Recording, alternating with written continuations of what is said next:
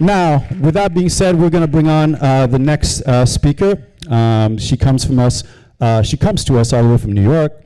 She works at Shutterstock, and something that's very interesting that she went to school in McGill in Montreal, but she's originally from the great state of Vermont, and she grew up in a city where she had a very famous mayor. I'll let her share that. But please, welcome to the stage, Kate. Yeah. Test 1, 2. Holy cats. Yeah, so I'm from Berniestown. Oh, I get this too. Yeah. Bernie. Okay. Yeah. So my name's Kate, and I work at Shutterstock, which is a website where you can buy stock photography, stock videos, music.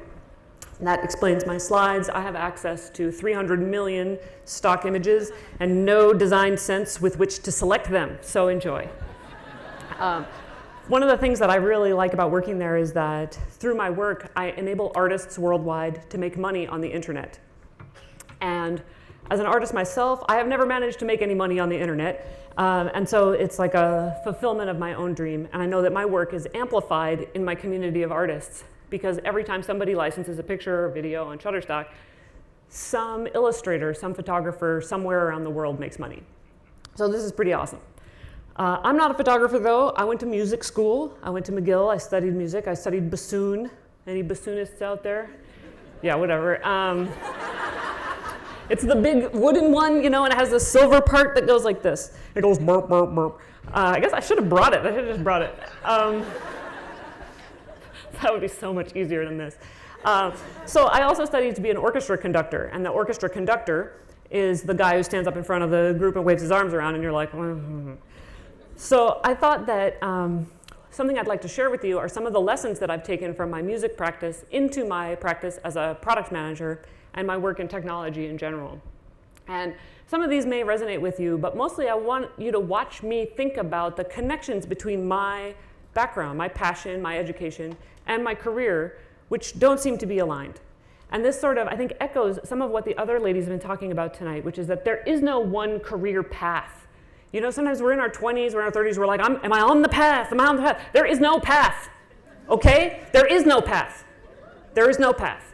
So I went to music school. I say this all the time at work. People are talking about Kubernetes, and I'm like, I don't know. Like, oh, Kubernetes, whatever. My guy is from Iceland. He says Kubernetes. You know, I'm like, I went to music school, so it's like adding other chairs on the end of the row.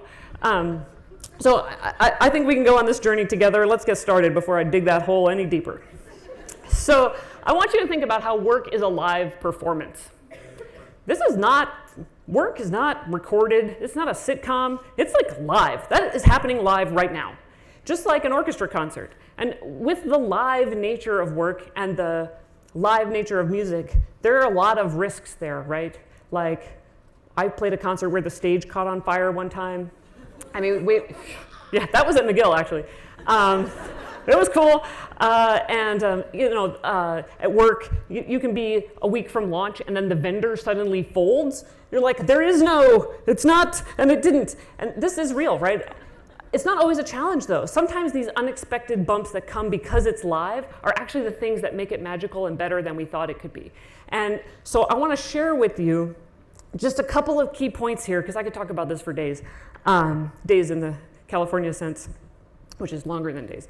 That when you think about work, technology work as a live performance, that the first thing to consider is that the plan is not the product, right? The plan is not the thing you are delivering. The plan is a means to the end.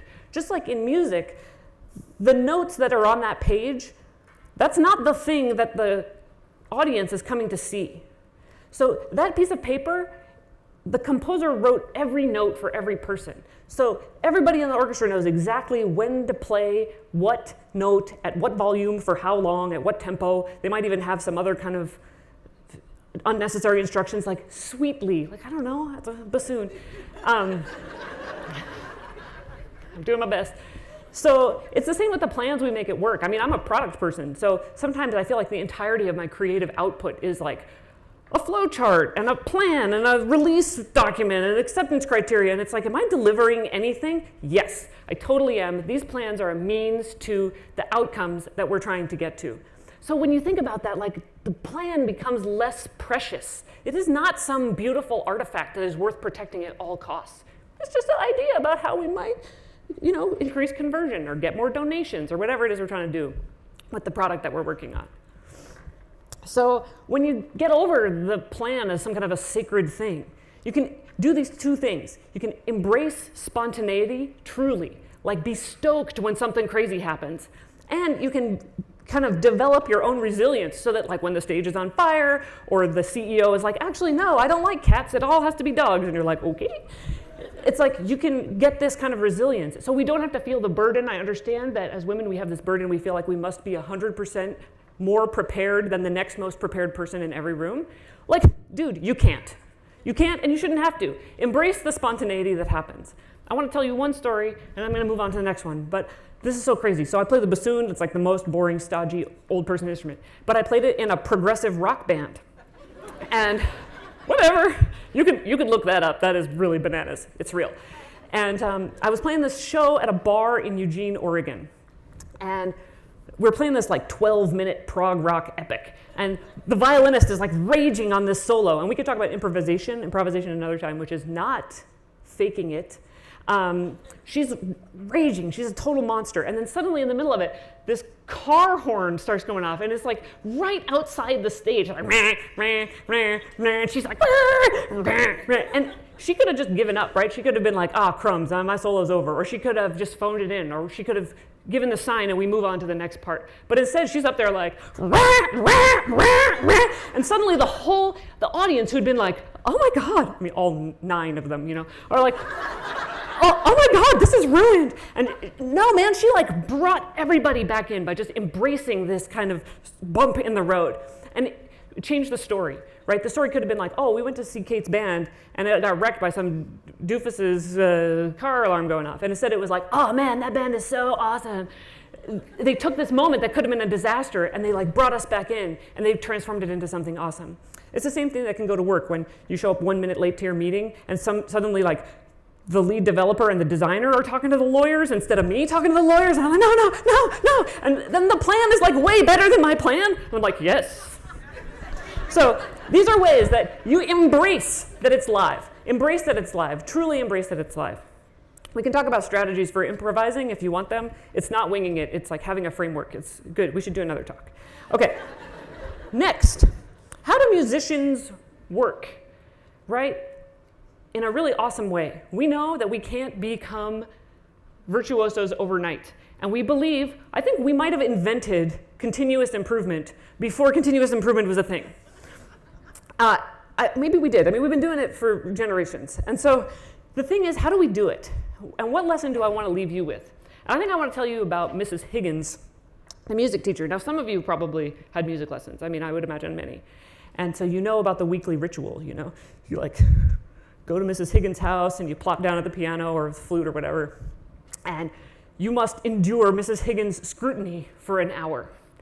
And the thing about it that maybe non-musicians don't really feel, or connection you might not have made, is that Mrs. Higgins isn't giving you notes and then you go home and work on it and come back. Mrs. Higgins is giving you real-time, specific, focused, direct feedback in context that you have to implement now.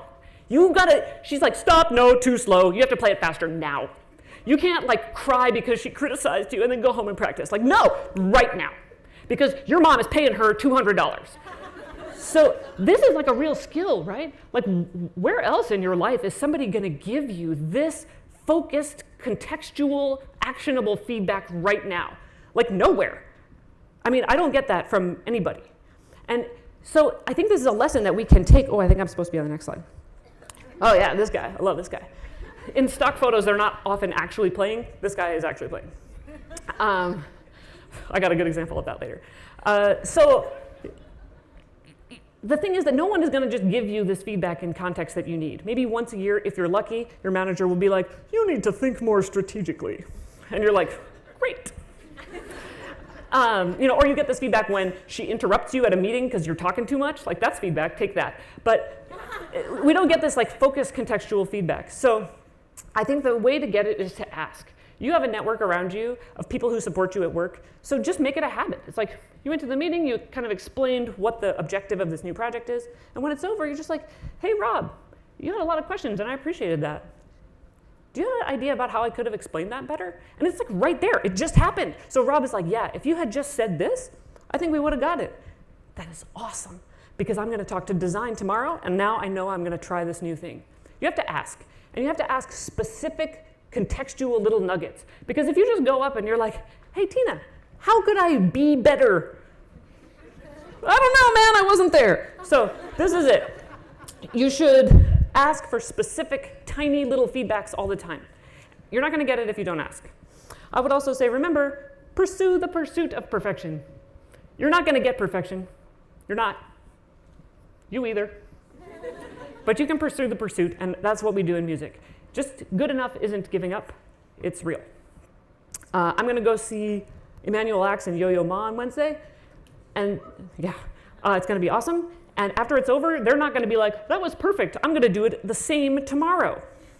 They're gonna be like, dude, tomorrow, let's do this. That's real. Okay, next. Let's talk about leadership a little bit. So I told you about the orchestra conductor. People, this is the birth of the meme, like what I do, what my mom thinks I do. Like, okay. The piece of paper in an orchestra tells all the people what to do and when. There's no ambiguity. In fact, you're really not supposed to add your own little stuff. So then, like, why do you need this person in the front? And I think that there are some good parallels to be made between that and what we do as leaders at work. This is, as a product manager, I think good parallels, and also as a manager of people. And I want to call out that the conductor is not the person who knows how to play all the instruments the best. Like, I play the bassoon, I'm okay. I'm not the best though. Don't let me near the violin. Guitar is right out. I've never touched a harp. So it's not their job to be the best at all the instruments. It's absolutely inconceivable. Just like at work, right? I'm the product person. Don't ask me to design anything. Just don't. I would probably do better if I tried to write some code. I don't know from marketing. I don't need to. I have experts for that. So then what is the conductor for? What is the leader for? And I think that it comes down to these two main things, which we can all do, regardless of whether we manage people, as we try to help others grow. And the first one is to just provide security. This is part of what the conductor does. The horns, they sit back here. That's why I'm referencing the horns, the French horns. They're back here. They know when to come in. They're professionals. They went to school. They're really good. They probably played this song before, this piece before, sorry. But the conductor can be there with them and be like, David, it's now. Go for it. And David is like, yeah, awesome. And you create a space for them. And it's like this physical, personal thing. Like, I know, and you know I know, and we're gonna play together. So it's like at work. It's like, Anita, I'm gonna need you to call this guy. And I'm gonna need you to talk him off the ledge. I'm not gonna tell her how to call him and talk him off the ledge because I trust she knows how to do. And so this is a key part of leadership that's like, don't be micromanager and know that you are not an expert. The worst thing the conductor can do is be like, can you play the triangle with a harder mallet? And the triangle player is like, I have a PhD in triangle. And I don't know why you want me to hit it with a harder mallet. Like, that's telling him how to do the job. The correct thing to say is, triangle, I would like to hear that a little louder. And then the triangle player has the freedom to decide, based on his own expertise, how to crank some more volume out of that sucker, and they have a bigger triangle. So the other thing is that the conductor can provide some context that's missing. So if you've ever been in a band or in the choir or whatever, bassoons, we sit in front of the trumpets and among the violas. So everything sounds really weird back there. And so, I don't know, am I playing too loud? I have no idea. And so the conductor is there to provide some context. Like, I need these guys to shush so we can hear them. Or you need to play louder. You need to stop because you're in the wrong place. These are all things that the conductor has unique context because they're in the front, right? Just like Maybe as the manager or as a product person, we have context that other folks don't have. And it's not like you got to share everything with everybody.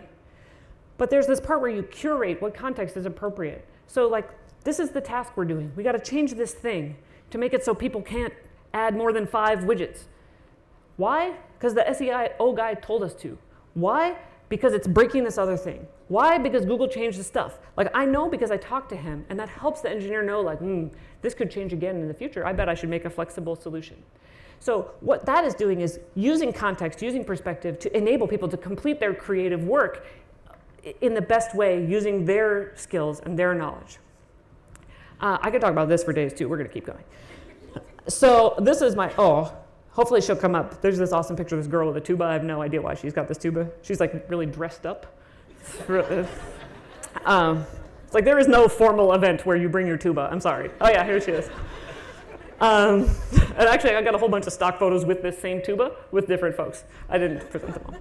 So here's the then what, right? So these are some parallels I've drawn between my experience, my education, my passions, and what I'm doing at work. And for me, they help me walk in confidence, and they help me kind of create these metaphors that make sense of what I'm doing and make me feel like I belong where I am. And I think maybe many of you have similar histories, similar experience that you could use to drive excellence on your team. Maybe you grew up in a house where there's 3 different languages spoken. You know, maybe you're a professional athlete of some kind. Like, maybe you are the most average bowler. Like, these are things that you uniquely can bring that add to the amazing diversity that makes it possible for us to do creative work. So I'm going to share with you my inspirational metaphors, but you need to make your own, right? You make your own. You're a runner, you make your inspirational running metaphors for work. Mine are play to be heard when it's your solo. Go out there, play to be heard. And when somebody else has a solo, you're playing violin, you shimmer in the background, and you put the spotlight on them. Their success is your success. And when you're leading, when you're the leader, when you're the conductor, you create that safe space for excellent people to do awesome stuff. And that's what I got. Thank you.